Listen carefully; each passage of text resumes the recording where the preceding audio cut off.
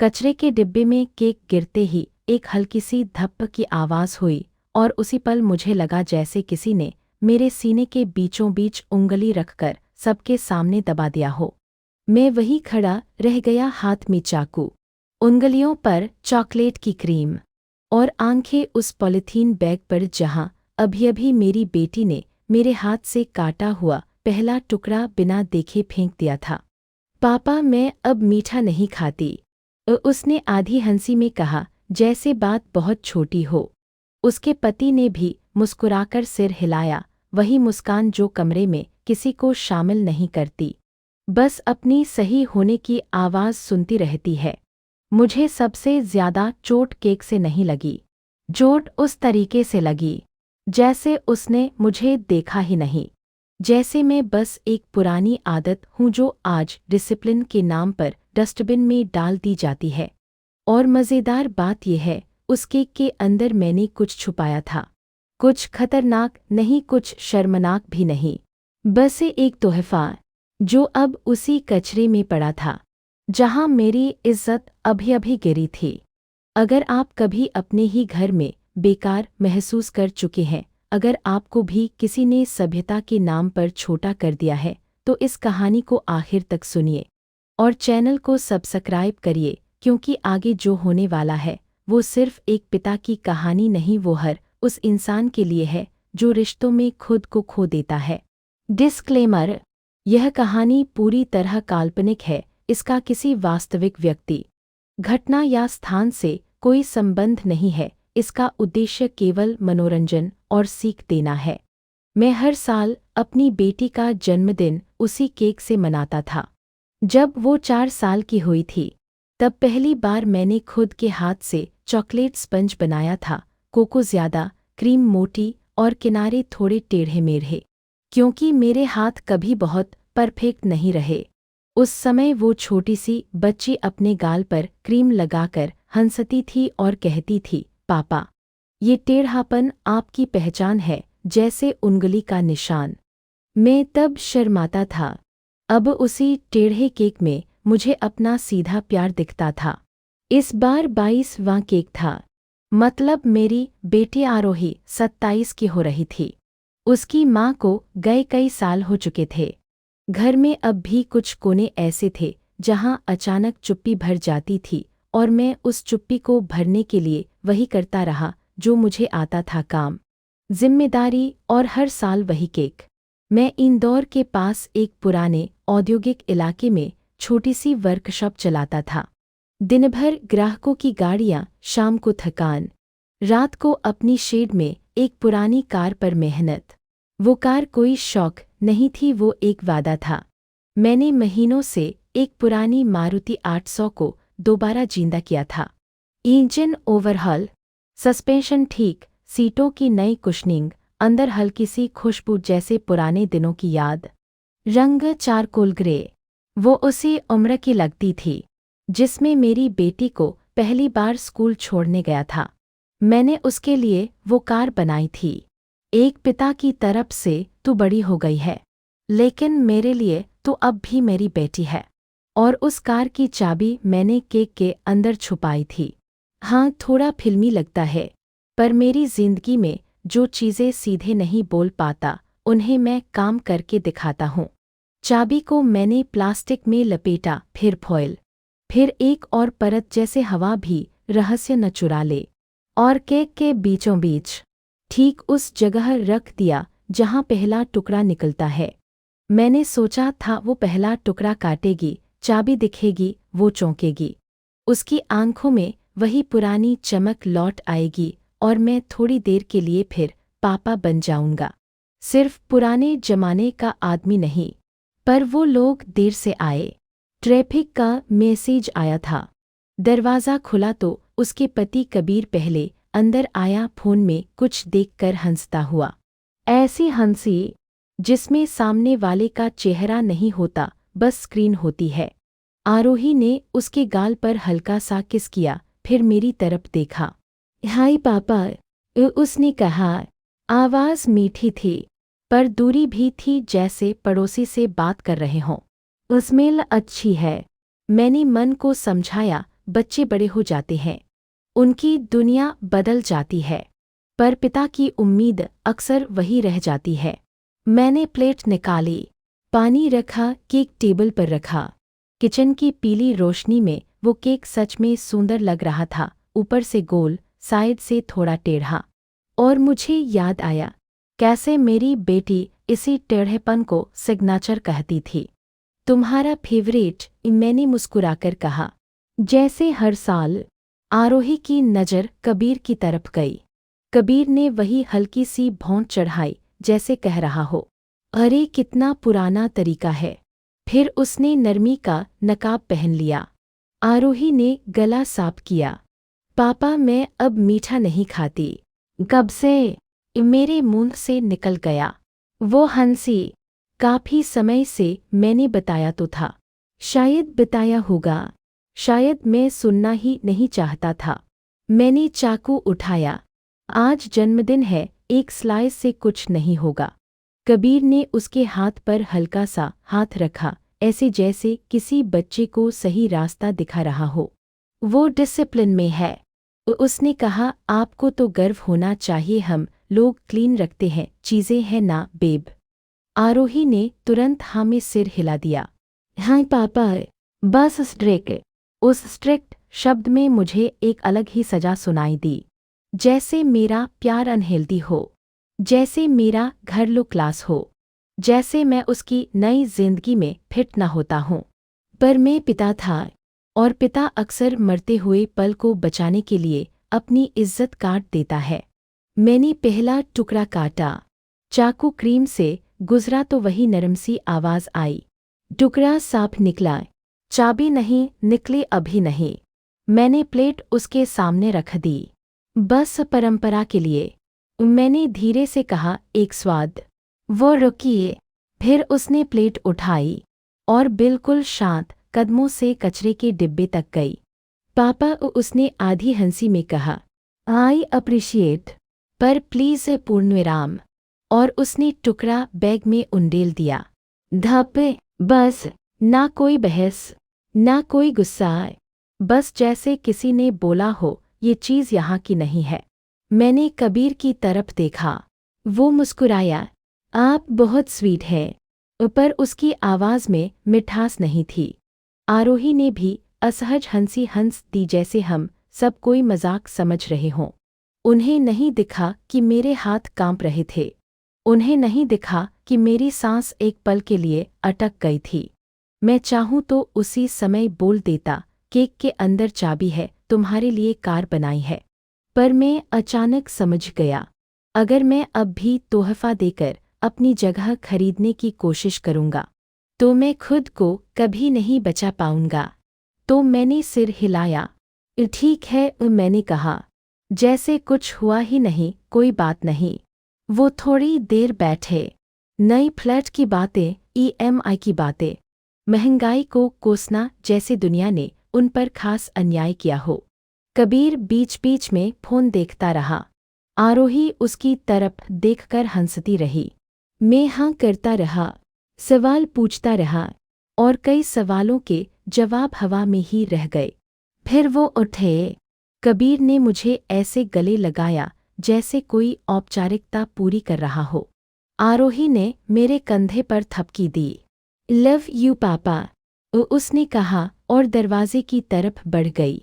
दरवाज़ा बंद हुआ।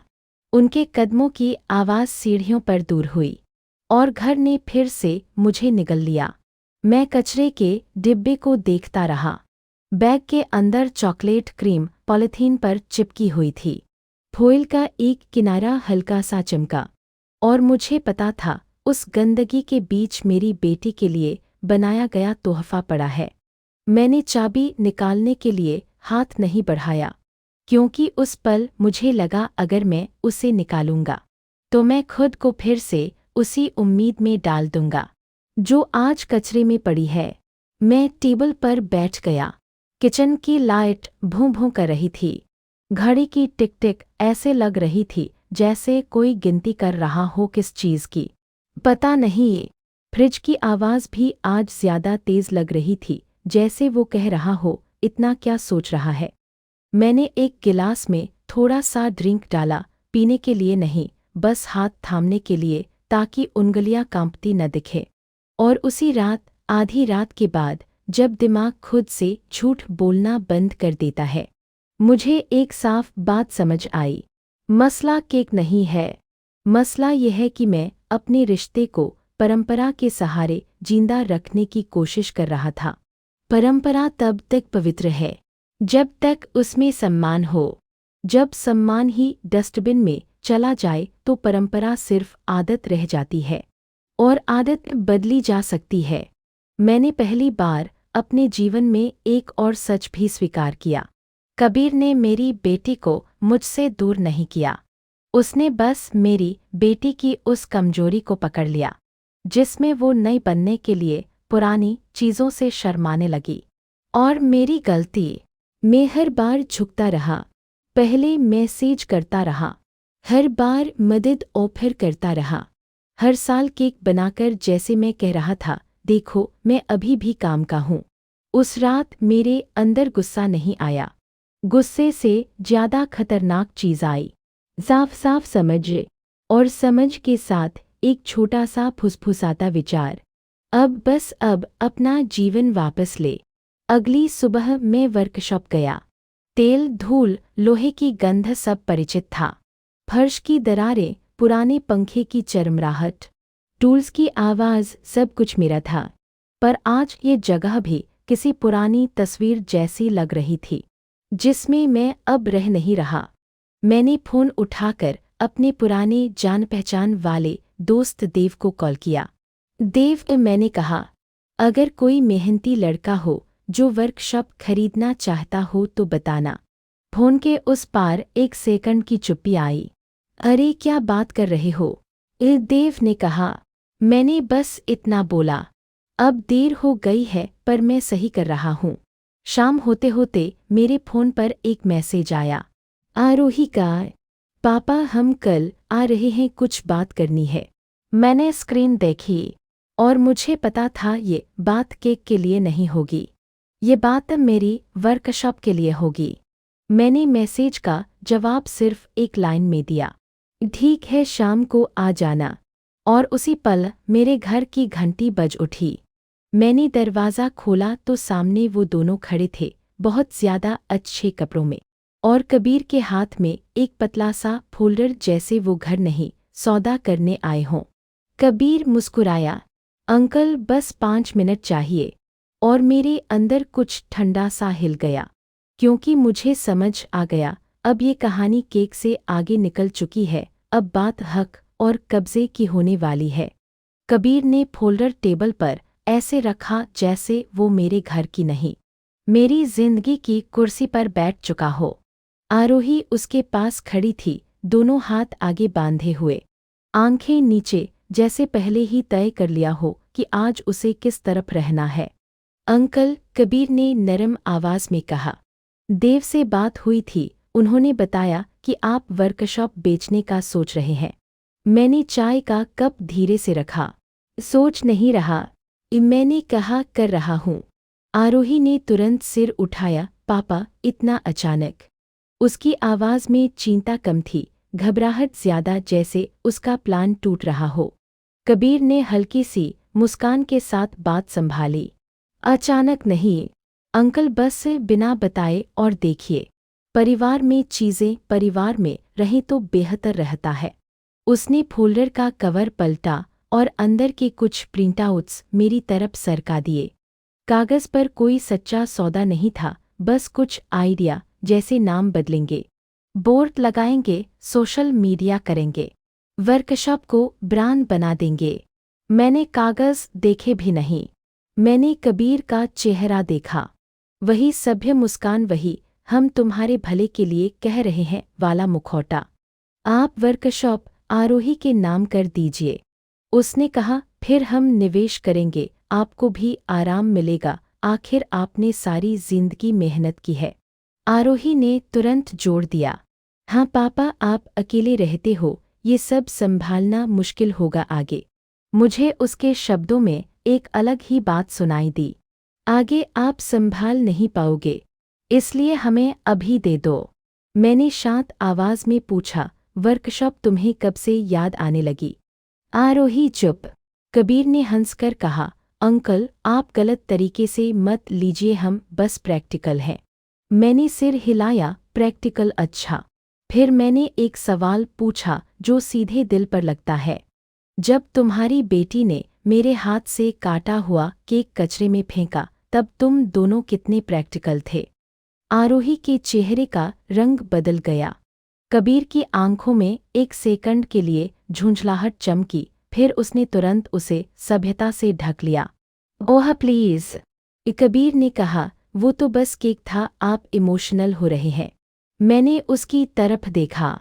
वो केक नहीं था। मैंने कहा, वो मेरी तरफ से कोशिश थी, और जब कोशिश को कचरे में फेंकते हैं तो आदमी समझ जाता है कि उसकी जगह क्या है।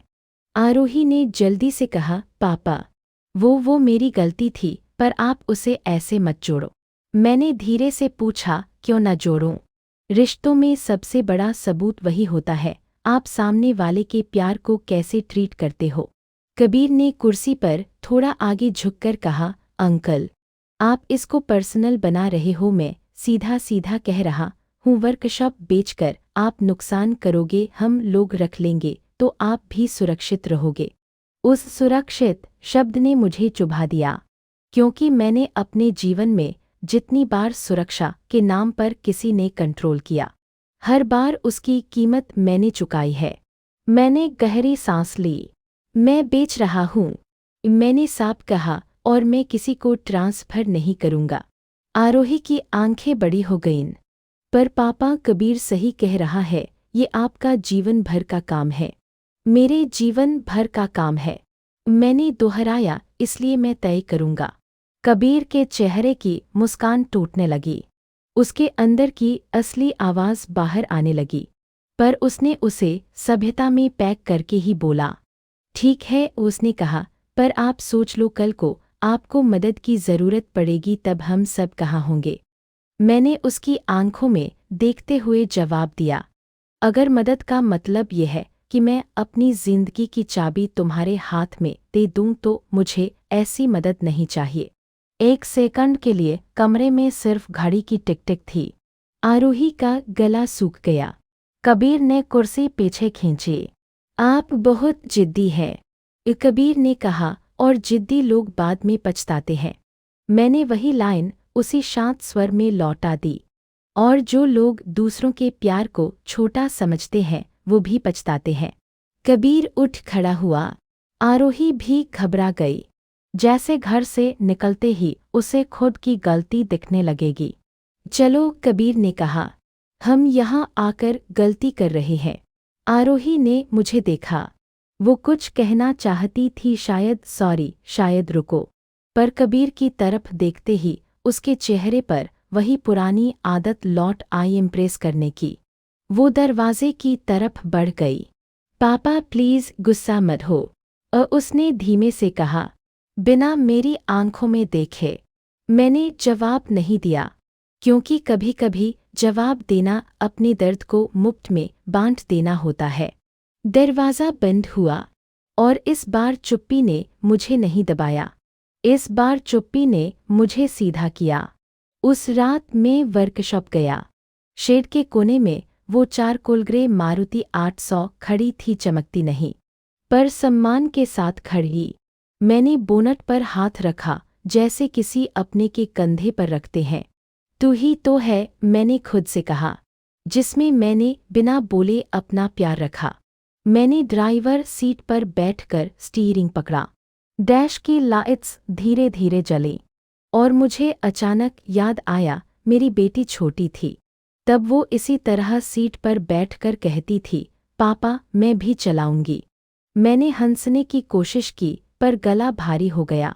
मैंने तय कर लिया, वर्कशॉप बेचना है तो सही तरीके से बेचना है, और सबसे जरूरी, अब किसी को भी मेरे फैसले की कुंजी नहीं मिलेगी। अगले 2 दिन में देव ने जिस लड़के को भेजा, उसका नाम निखिल था। उम्र करीब 22, चेहरा साफ, हाथों में मेहनत की रेखाएं, आंखों में लालच नहीं, भूख थी, काम की भूख। वो वर्कशॉप में आया, टूल्स देखे, मशीनें देखीं, फर्श की दरारों तक पर नज़र डाली। उसने मुझसे सीधा सवाल पूछा, आप ये क्यों बेच रहे हो? मैंने भी सीधा जवाब दिया, क्योंकि मुझे अब अपने जीवन में नई शुरुआत करनी है। वो कुछ देर चुप रहा, फिर बोला, अगर आप मुझे बेच रहे हो तो मैं इसे ऐसे नहीं चलाऊंगा जैसे लूट है, मैं इसे इज्जत दूंगा। ये वाक्य एक छोटे लड़के के मुंह से निकलकर मेरे अंदर कुछ ठीक कर गया। हमने कीमत पर बात की, बहुत ज़्यादा नहीं, पर ईमानदार। और मैंने अपने मन में एक नियम बनाया, अब कोई भावनात्मक ब्लैकमेल नहीं, अब सिर्फ साफ सौदा। ऐसे बीच एक शाम आरोही का फोन आया। इस बार उसकी आवाज़ अलग थी, थोड़ी थकी हुई, थोड़ी डरी हुई। पापा, आप घर पर हो? उसने पूछा। हाँ, मैंने कहा, मैं अकेली आ सकती हूँ। उसकी आवाज़ कांपी। कबीर नहीं आएगा? मेरे अंदर एक सेकंड के लिए उम्मीद उठी, फिर मैंने उसे धीरे से नीचे दबा दिया। उम्मीद को भी अब कंट्रोल में रखना था।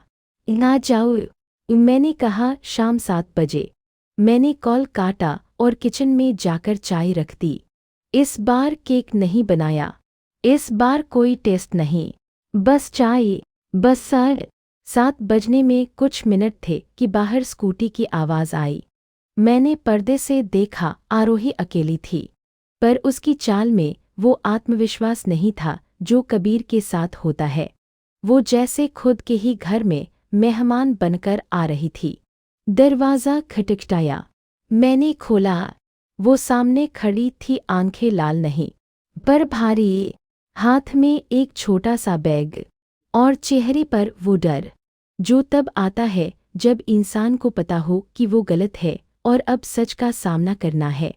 पापा, उसने बस इतना कहा। मैं पीछे हट गया। अंदर आओ। वो बैठी। कुछ देर तक उसने कुछ नहीं बोला, बस अपनी उंगलियां मरोड़ती रही। फिर अचानक उसने बैग से एक चीज़ निकाली, एक पतला सा कागज़, और उसके साथ एक छोटी सी पॉलीथीन में कुछ चमकता हुआ। मैंने ध्यान से देखा, वो वही चाबी थी। मेरी सांस रुक गई। ये मेरे मुंह से निकला। आरोही की आवाज़ टूट गई। पापा, मैं कल वापस गई थी आपके घर जब आप नहीं थे। मेरे शरीर में एक ठंडी लहर दौड़ गई। तुम घर में घुसी? वो जल्दी से बोली। नहीं पापा, घुसी नहीं, चाबी तो मेरे पास थी पुरानी, मैं बस। उसके हाथ कांप रहे थे। मैंने डस्टबिन से वो केक का बैग निकाला। उसकी आंखों में पानी भर आया, और मैंने उसमें से ये चाबी निकाली क्योंकि पापा, वो फॉइल देखकर मुझे अजीब लगा और मुझे डर लगा कि कहीं।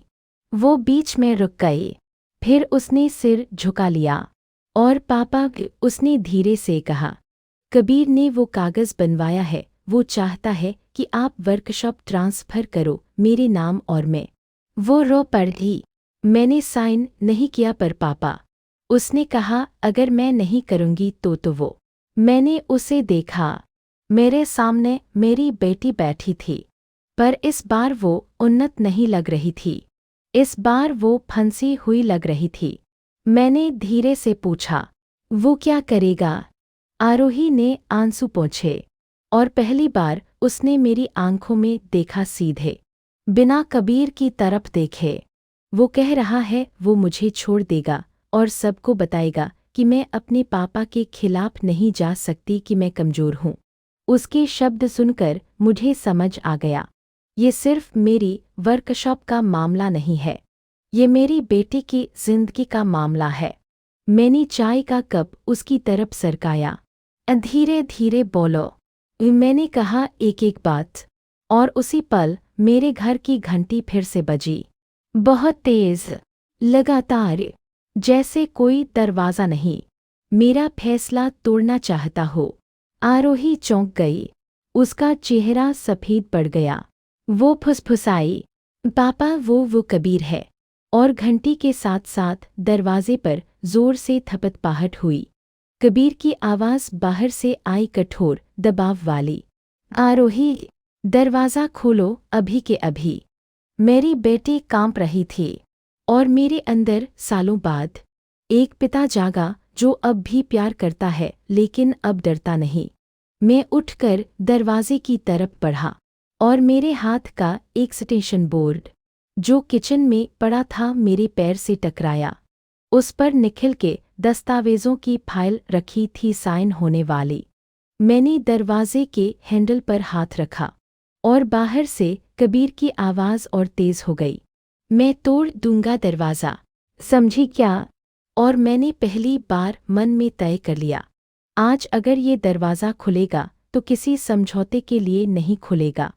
मैंने दरवाजे की कुंडी पर हाथ रखा, लेकिन खोला नहीं। पहले एक गहरी सांस ली, फिर भीतर की तरफ देखा। मेरी बेटी कुर्सी पर बैठी कांप रही थी, जैसे उसका शरीर नहीं, उसकी हिम्मत हिल रही हो। बाहर कबीर की आवाज़ फिर गूंजी, मैं तोड़ दूंगा दरवाज़ा, समझी क्या?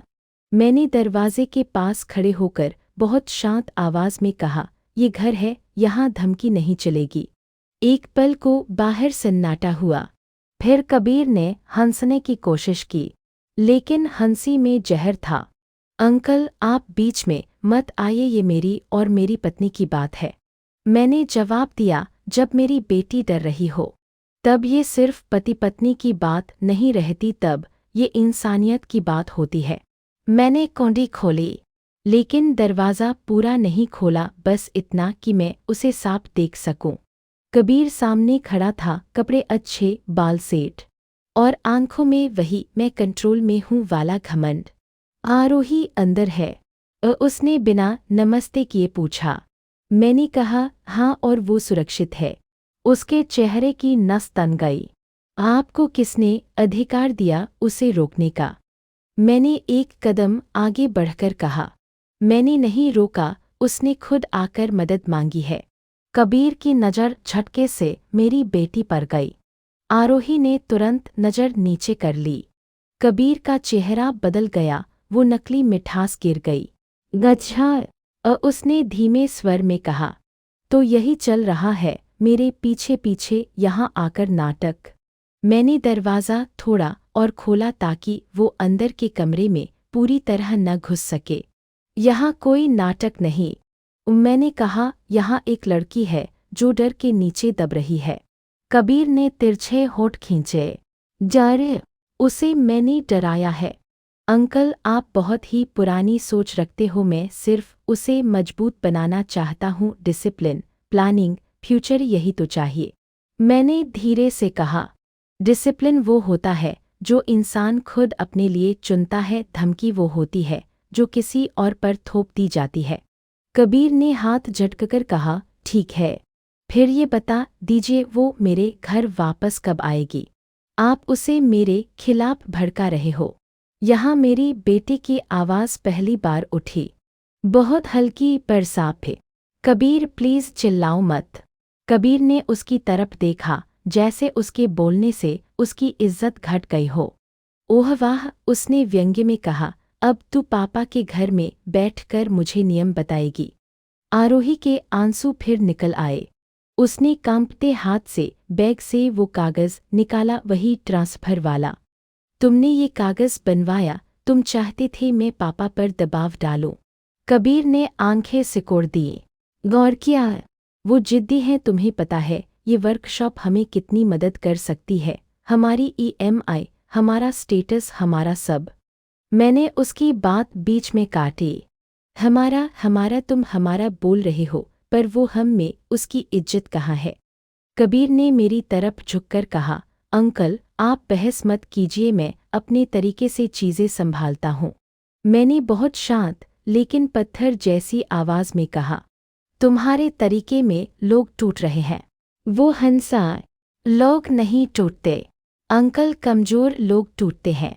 उस एक लाइन ने मेरी बेटी के चेहरे से रंग खींच लिया और मेरे अंदर कुछ ऐसा हुआ जो बहुत समय से नहीं हुआ था। मुझे गुस्सा नहीं आया, मुझे साफ समझ आया कि अब क्या करना है। मैंने फ़ोन उठाया। कबीर ने तुरंत कहा, किसको कॉल कर रहे हो? पुलिस, आपको शर्म नहीं आती? मैंने कहा, शर्म तुम्हें आनी चाहिए। मैं मदद के लिए कॉल कर रहा हूँ, किसी ऐसे इंसान को जो हमें सही रास्ता बताए। मैंने देव को कॉल किया। देव वकील नहीं था, लेकिन उसके भाई की पत्नी रीमा एक फैमिली काउंसलर और महिला हेल्पलाइन से जुड़ी थी। मैंने उसे स्पीकर पर रखा ताकि सब सुने। रीमा की आवाज़ आई, हेलो, क्या हुआ? मैंने सिर्फ इतना कहा, रीमा, मेरी बेटी डर रही है, उसका पति उसे धमकाता है और अभी मेरे दरवाजे पर खड़ा है। कबीर तुरंत बोला, मैडम, ये झूठ है, ये लोग मुझे बदनाम कर रहे हैं। रीमा ने बिना ऊंचा हुए कहा, आपकी आवाज़ में गुस्सा साफ सुनाई दे रहा है, और अगर आपकी पत्नी डर रही है तो सबसे पहले आप पीछे हटिए और शांत होइए। कबीर हंसा, ये सब ड्रामा है। रीमा ने कहा, ड्रामा वो होता है जो दिखाने के लिए हो, डर वो होता है जो छुपाने के लिए हो। आपकी पत्नी की आवाज़ कांप रही है, आप उसे दबा रहे हैं। कबीर ने एक कदम आगे बढ़ने की कोशिश की। मैंने दरवाजे के बीच खुद को रख दिया। रीमा ने आगे कहा, अंकल, आप एक काम कीजिए, अपनी बेटी से कहिए वो लिखित में बताए कि उसे क्या डर है, फिर उसे सुरक्षित जगह पर रखिए। और अभी कबीर, आप वहाँ से हटिए, अगर आप नहीं हटेंगे तो हमें लोकल महिला सहायता नंबर पर कॉल करना पड़ेगा। कबीर का चेहरा लाल हो गया। तुम लोग मुझे क्रिमिनल बना रहे हो, आरोही ने कांपते कांपते कहा। कबीर, तुमने खुद बोला था, अगर मैं साइन नहीं करूंगी तो तुम मुझे छोड़ दोगे, सबको बोलोगे मैं कमज़ोर हूँ, तुम रोज़ रोज़ मुझे। वो बोलते बोलते टूट गई, और पहली बार उसके टूटने से कबीर का कंट्रोल हिल गया, क्योंकि अब ये बात मेरे और उसके बीच नहीं रही थी, अब आवाज़ बाहर आ चुकी थी। रीमा ने नरम स्वर में कहा, आरोही, सांस लो, तुम सुरक्षित हो, तुम जो महसूस कर रही हो वो गलत नहीं है, गलत वो है जो तुम्हारे साथ किया जा रहा है। कबीर ने दांत पीस कर कहा, ठीक है, आज तुम सब जीत गए, पर याद रखना, बिना मेरे वो कुछ नहीं कर पाएगी। मैंने उसी पल कहा, तुम गलत हो। मैं भीतर गया, टेबल की ड्रॉर से एक पुराना फोल्डर निकाला जिसमें मेरी वर्कशॉप और घर के सारे दस्तावेज थे। मैंने उसे बंद करके अपनी बेटी की तरफ देखा। आरोही, मैंने कहा, आज से एक सीख याद रखना, किसी भी रिश्ते में अगर कोई तुम्हें डराकर काबू करता है तो वो प्यार नहीं होता, वो कंट्रोल होता है। और कंट्रोल के सामने चुप रहना धीरे धीरे आत्मा को मार देता है। मेरी बेटी ने आंसू पोंछे। उसने पहली बार मेरी तरफ ऐसे देखा जैसे बचपन में देखती थी जब मैं उसे स्कूल के गेट पर छोड़कर लौटता था। रीमा ने फोन पर कहा, अंकल, अभी कबीर को जाने दीजिए और कल सुबह आप लोग नज़दीकी काउंसलिंग सेंटर या फैमिली कोर्ट में कंसल्ट करिए, साथ में किसी भरोसेमंद रिश्तेदार को रखिए, और आरोही, तुम्हें अपनी सेफ्टी प्राथमिकता रखनी है। मैंने सिर हिलाया। कबीर दरवाजे पर खड़ा था, जैसे अपनी हार मानने को तैयार नहीं। फिर उसने एक आखिरी ताना मारा, अंकल, आपने अपनी बेटी को मेरे खिलाफ कर दिया, आपको इसका पछतावा होगा। मैंने बहुत शांत स्वर में कहा, नहीं, मैंने अपनी बेटी को अपने लिए खड़ा होना सिखाया है और यही मेरा काम था। कबीर गुस्से में सीढ़ियां उतर गया। उसके कदम तेज थे, लेकिन उसकी जीत का घमंड आज टूट चुका था। दरवाज़ा बंद हुआ। घर में चुप्पी आई, लेकिन इस बार वो चुप्पी डर वाली नहीं थी। ये वो चुप्पी थी जिसमें पहली बार जगह बनती है सच के लिए। मेरी बेटी ने धीरे से पूछा, पापा, अब क्या होगा? मैंने कहा, अब हम सही तरीके से चलेंगे। पहला तुम्हारी सुरक्षा, दूसरा तुम्हारा आत्मसम्मान, तीसरा किसी भी कागज़ पर बिना समझे साइन नहीं, और चौथा रिश्ता तभी चलेगा जब सम्मान होगा। वो रोते रोते बोली, मैंने आपका केक कचरे में। मैंने हाथ उठाकर उसे रोक दिया। मैं जानता हूँ, मैंने कहा, और तुम्हें पता है उस दिन मुझे सबसे बड़ी सीख क्या मिली?